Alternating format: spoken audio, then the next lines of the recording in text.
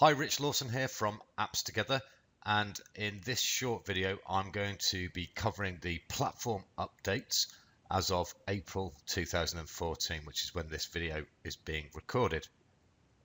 So we've done a whole load of updates to the platform. There are everything is working for all the new apps, and the only thing is when we show you your client panels, there are sometimes some small errors. If you're experiencing any of these, please be assured they will have disappeared in the next couple of weeks as we go through all of the different client panels.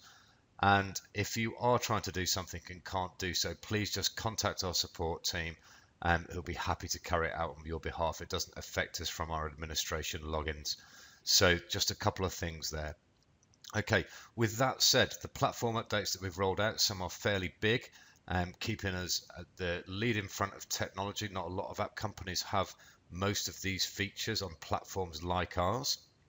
So with that in mind and the fact that are such big updates, if you already have your app published, then to take advantage of these, as always, the updates are completely free. We just have a one-time processing charge of $50. And the reason that we have that is it just takes around about an hour for us to re-upload everything to the app stores for your individual app. If you are thinking of taking advantage of the platform updates, this would also be the time to change your app icon, your splash loading image, any description in the app store, that type of thing. And we can do it all in one under that one charge. Okay, so the platform updates then, let's crack straight on. First of all, there's some sort of global type additions. So we've upgraded all of the Apple framework to 7.0 and supporting from iOS 6 onwards. iOS 7 is currently being used by around about 80% of users.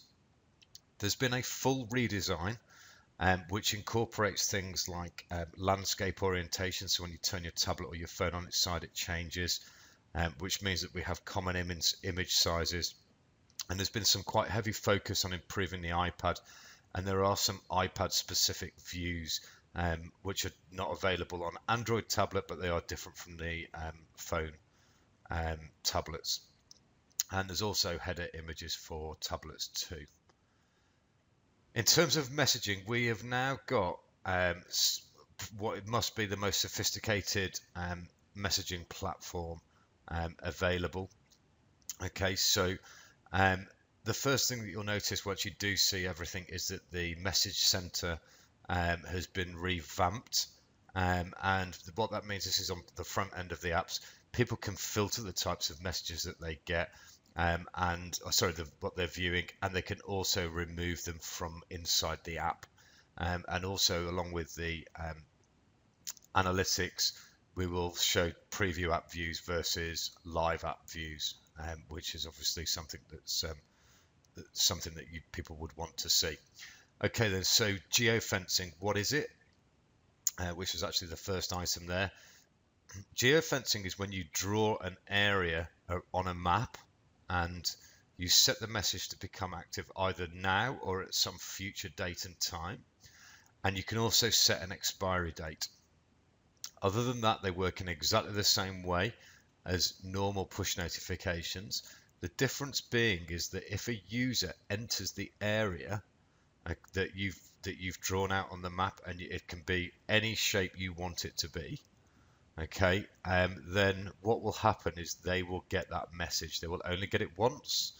So say for example you're a restaurant and you have a quiet, Tuesdays are normally quiet at lunchtime. What you can do is draw a square, rectangle, some octagonal shape of all matching a little shopping center or something like that on a map, and anyone who enters that who's got your app can pop up and say, come in today, lunchtime special, and it's this, whatever the offer is, and you can link it to the templates and everything else that you can do with normal push notifications. The idea being you can be as creative as you want with those, and I'll do some more training on how to use these things as we go over the next few weeks. But essentially what we're giving you is the ability to push messages out to people for specific days without sending it out to everybody in the who's got your app. So just people who enter a specific area at a specific time, or between a time range. Okay, so that's the messaging, which is a big one. Sharing, we've now got the ability for people to share from all views. We've integrated Google Plus, and when people choose to share your pages or your content from your app, they can type whatever they want, so they can edit the share in text, and you could have an offer there. People can share it with their friends, and the sharing URLs go for all platforms, not just the one that the user is using. Lastly, one of the other big requests that we had, although obviously a lot of the app functionality comes from being able to connect to the internet, there is now also offline content caching and background image loading and caching as well. So what that means is when someone opens your app, if they're connected to the internet, it will open their cached content. This has to be set when they first open the app. It'll ask them if they want to cache it. If they do, then they'll be able to open the app, they'll be able to use it, and when they have an internet connection, it will check to see whether there's any changes, and if there are, it will change that content. We've done some different stuff with date, times, units, and things like that, just to make it easier for everybody all around. There is now a global search, so people can swipe from the left, and you can have a search bar, and they can search your content in your app, and they can search the control for each of the different types of views. We've put in a news tab, and that can take your Facebook feed, your Twitter account, and your latest information, and you can also have that scrolling along the bottom of your home screen. You'll see that when the new apps do get launched, that they look a bit different. There's more. We've upgraded some of the front end can look and made it a bit more modern, a bit more in line with some of the other with some of the other sort of trends in design. For the nightclubs, bars, musicians, DJs, etc., the music tab, we've got a new player in there. It can play with the app shut down. We can filter things, it can multitask, and those of you that use that can see that. There's a new YouTube tab, so we've got some different filters, and also we're calling into the YouTube API to pull and push comments from YouTube for your videos. The podcast tab, we've got the filter, and we've got some multitasking, so you can do more than one thing. Image gallery tab can now have multiple galleries. The email photo tab, there's a photo cropping tool and access to recent photos gallery. In terms of social engagement, which is a big thing for us and you guys, we can have comments on most tabs, activity feeds on the loyalty type tabs. There's a new social tab, social onboarding. I'll explain that in a second. And user stats are displayed via the back office. So social onboarding is when the people first download the app, in order to be able to interact with it, they're asked if they want to connect their account, so they can connect their Facebook account, and that means they don't have to type in their username and password each time they want to do anything. It's already done for them.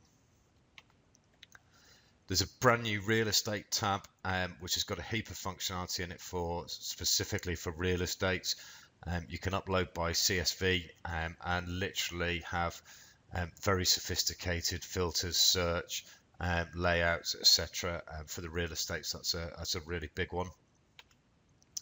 There's a new Google Ads tab for those of you that place ads inside your apps.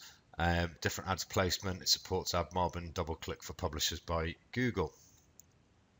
There's a new version of the Events tab, which includes time zones, maps and directions, upcoming and past filters.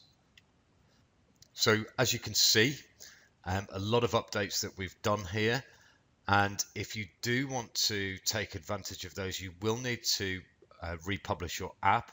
So with that in mind, just email into the support team or create a ticket on the website, letting us know that you'd like to republish.